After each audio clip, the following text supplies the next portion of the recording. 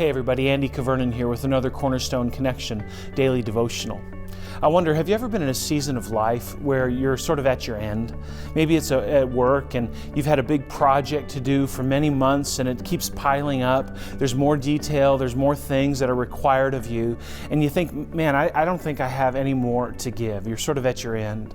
Maybe you're a parent and you're at home with your kids and you've been pulling out every trick that's in your bag and you're working hard to help your kids, but they're going through a transition and things that just aren't clicking.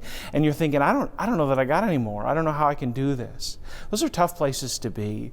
But I wonder if perhaps that's precisely where God would have you for that season to do something more in your life. And the reason I think that that's possible is because of what we read in Genesis chapter 32. For those of us that have been on the daily Bible reading plan here at Cornerstone, we've been reading about this man, Jacob, in the book of Genesis. And of course, Jacob is the one who grasps at heels, right? He's the one who was born after his twin brother Esau, but he was pulling at his heel on his way out of the womb. And his life's been like that ever since. He's been managing and even manipulating his situation to get what he wants. He's been striving with those around him in order to achieve and to earn the blessing. And God looks at Jacob, and I'm convinced that the text indicates that he looks at Jacob and he realizes, or he observes, this man is striving so hard. He needs to stop because I want to do something different in him. I want to do something better.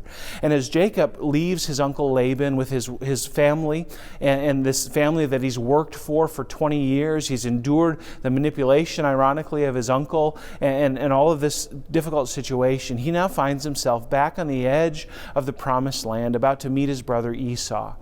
And what does he do? He goes into operator mode, he goes into leader mode, and he starts to try to manufacture, again, a situation where he'll mitigate the consequences for his awkwardness, his awkward situation with his brother, and so that his brother will accept him and his family.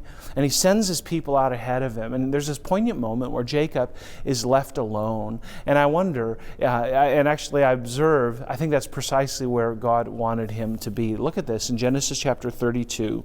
Starting in verse 22, it says, "That night Jacob got up and he took his 2 wives, his 2 female servants, and his 11 sons, and he crossed the ford of the Jabbok. And after he had sent them across the stream, he sent over all his possessions. So Jacob was left alone." Okay? Everything's ready. The T's are crossed. The I's are dotted. Everybody in his family, all his possessions, they're poised for what's to come. Jacob has managed the situation, but now he's left alone. And finally, in this moment, I'm convinced that Jacob is perhaps looking around, wondering, okay, here we go, what's to come? This is the moment that God moves in. Listen to this, verse 24. "So Jacob was left alone, and a man wrestled with him till daybreak." Here, Jacob's all by himself, and this guy shows up, and they start wrestling. Isn't that crazy? They start wrestling all night long. They wrestle until daybreak. And listen to this, verse 25. "When the man saw that he could not overpower him," when the man saw that he couldn't overtake Jacob, this man who'd been grasping at heels and striving, when the man saw that he could not overpower him, he touched the socket of Jacob's hip so that his hip was wrenched as he wrestled with the man. Why would that happen? Well, we're going to see in the text that this was no ordinary man. This man was God.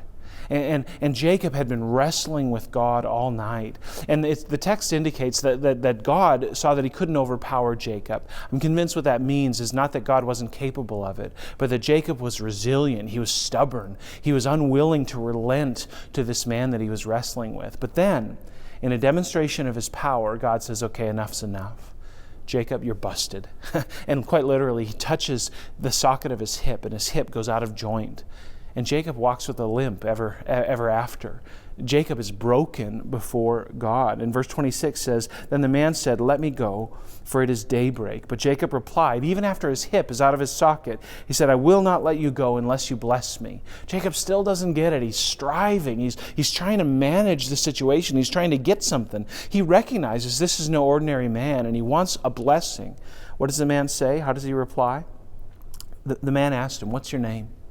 What's your name? And that's kind of weird for us. I mean, wouldn't they have already maybe established that? When we ask somebody their name in our culture, it isn't that big a deal. But in ancient times, in this culture, in this Hebrew culture, to ask somebody's name was to demonstrate your authority over them. And if you gave them your name, you were submitting to their authority. And so here this man who is God, who's touched Jacob's hip and broken him, says, hey man, what's your name?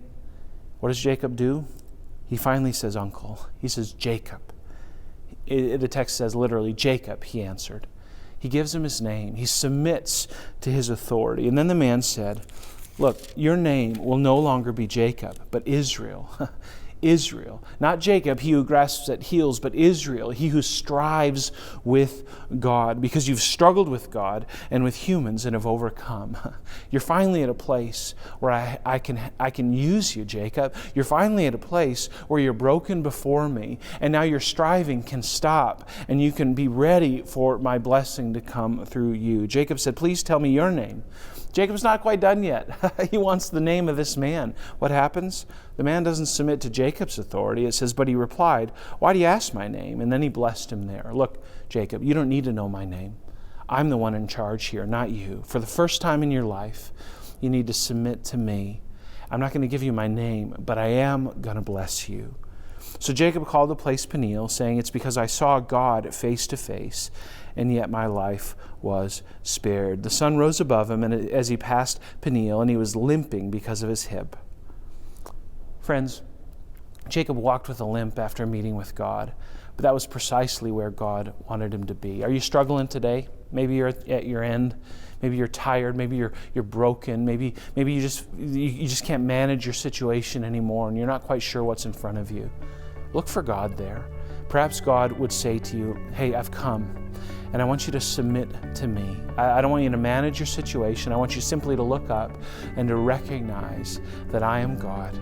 Submit to God today. Be broken before Him, and be ready to watch God work. God bless you, friends. Have a great day, and Lord willing, we'll see you again soon on the Cornerstone Connection.